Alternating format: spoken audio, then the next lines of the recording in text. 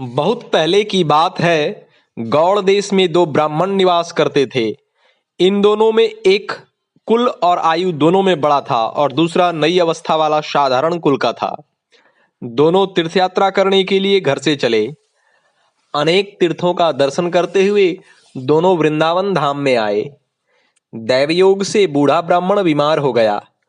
तब उस युवक ने बड़े प्रेम से खूब सेवा की। स्वस्थ हो जाने पर उसने अति प्रसन्न होकर श्री गोपाल जी को साक्षी बनाकर कन्या देने की प्रतिज्ञा की। तब उस युवक ने भी स्वीकार कर लिया। दोनों वृंदावन से चले और घूमते घामते घर को पहुंचे। तब उस युवक ने वृद्ध से कहा कि अब आप अपनी प्रतिज्ञा का पालन कीजिए और अपनी लड़की का विवाह मेरे साथ कर दीजिए। वृद्ध ने अपनी स्त्री तथा कुटुंब वालों से पूछा। उनकी सम्मति न पाकर अपनी प्रतिज्ञा से टल गया। युवक ने पंचायत जोड़ी।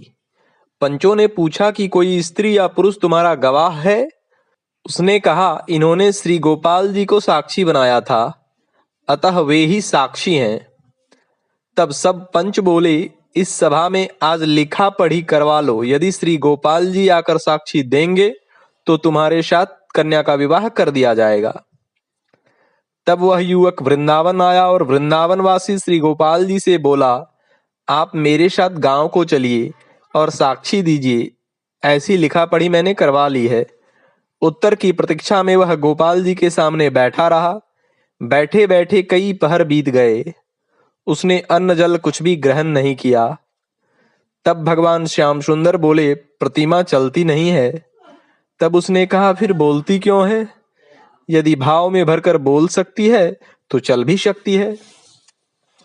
भावपूर्ण उत्तर सुनकर श्री गोपाल जी साथ चलने को तैयार हो गए और बोले, मैं तुम्हारे साथ चलूंगा, पर नित्य 2 सेर उत्तम भोग मुझे अर्पण किया करना। हम दोनों उसमें से आधा आधा खा लिया करेंगे। दूसरी प्रतिज्ञा यह है कि मैं तुम्हारे पीछे पीछे अपने पैरों के नुपुरों को बजाता चलूंगा। उनकी ध्वनि तुम्हारे कानों में पड़ती रहेगी।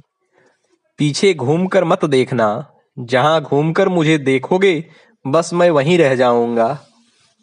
अब आगे आगे भक्त, पीछे पीछे भगवान वृंदावन से चले। जैसे ही गांव के निकट पहुंचे, वैसे उस भक्त के मन में आया कि जरा चलते हुए ठाकुर की शोभा देख लो। घूमकर देखते ही श्री गोपाल जी खड़े हो गए और मंद मंद मुस्कुराने लगे। भक्त ने कहा, क्यों थक गए क्या? अब तो बस थोड़ी दूर चलना है। भगवान ने कहा, मैंने तो पहले ही कह दिया था, अब मैं यहां से आगे न जाऊंगा। पंचों को यहां ही बुला कर ले आओ। वह युवक विप्र गांव में आया और सबसे बोला कि चलकर देखो, स्वयं श्री गोपाल जी साक्षी देने पधारे हैं। यह सुनते ही सब लोग आश्चर्यचकित रह गए। गांव के सभी लोग दौड़कर आए। पंचों के सामने श्री गोपाल जी ने श्रीमुख से बोलकर साक्षी दी। इस प्रकार दोनों भक्तों की तथा अन्यों की अभिलाषाएं पूर्ण हो गईं। फिर वह श्री गोपाल जी का विग्रह लौटकर वृंदावन नहीं आया। राजा ने श्री गोपाल जी के लिए प्रेम से भोगराग का प्रबंध किया। साक्षी देने के कारण उनका नाम साक्षी गोपाल पड़ गया। अब तक वहीं खुरदहा उड़ीसा में साक्षी गोपाल विराज रहे हैं। ओम।